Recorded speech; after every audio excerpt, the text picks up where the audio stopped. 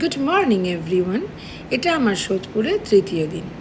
এই যে মাম্মাম সকালবেলায় উঠে পড়েছে ঘুম থেকে, আর আমি বোনকে বললাম আমাকে একটা D10 প্যাক দিতে, আমি একটু মুখে লাগাই, অনেক দিন ইউজ করা হয়নি। তো সে D10 প্যাকটাও আমাকে দিয়েছিল, ভীষণ ভালো, তোমরাও ইউজ করতে পারো।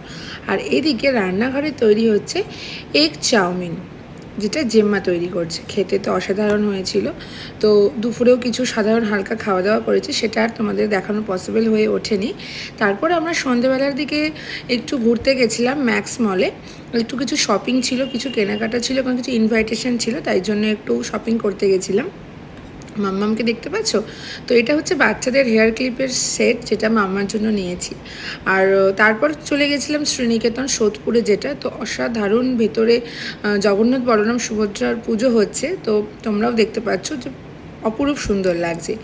তারপর আমরা চলে গেছিলাম সোদপুরেই ওম সাইরাম মন্দির আছে, আমি কোনোদিন যাইনি, সবার মুখে শুনেছি, আমার লাইফে ফার্স্ট টাইম। অসাধারণ একটা অনুভূতি বলতে পারো, মানে তুমি যে পরিস্থিতিতেই যাও না কেন, তোমার মনটা একদম শান্ত হয়ে যাবে।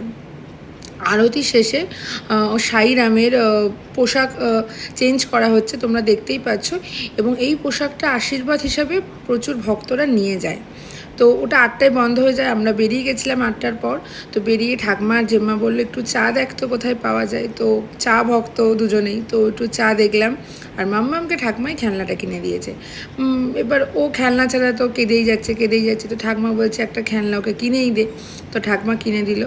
দিয়ে আমাদের ডেস্টিনেশন ছিল একটা ক্যাফেতে, দ্য আইরিশ ব্রেওয়ে। তোমরা গেছো কিনা জানি না, অবশ্যই কেউ না কেউ তো গেছো। আমার তো ভীষণ ভালো লেগেছে, যেমন অ্যাম্বিয়েন্স তেমনি ফুড কোয়ালিটি তেমনি সবার ব্যবহার। তো ওখানে আমরা গিয়ে দেখি প্রচুর লাইন ছিল, তো আমাদের নাম এন্ট্রি করে দাঁড়াতে হয়েছিল প্রায় আধ ঘন্টা মতো। এই যে মাম্মাম একটু ঘ্যান ঘ্যান করছিল, কারণ ও ঘুমও পেয়ে গেছিলো।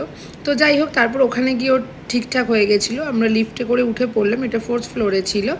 দেন এটা 5th ফ্লোরে টপে দ্য আইরিশ ব্রিওয়ে, দেখতেই পাচ্ছ তোমরা। ভেতরে এসি পার্টনারও ছিল, বাট আর বাইরে রুফটপ। তো রুফটপে গেছি, রুফটপে না বসলে তো হবেই না।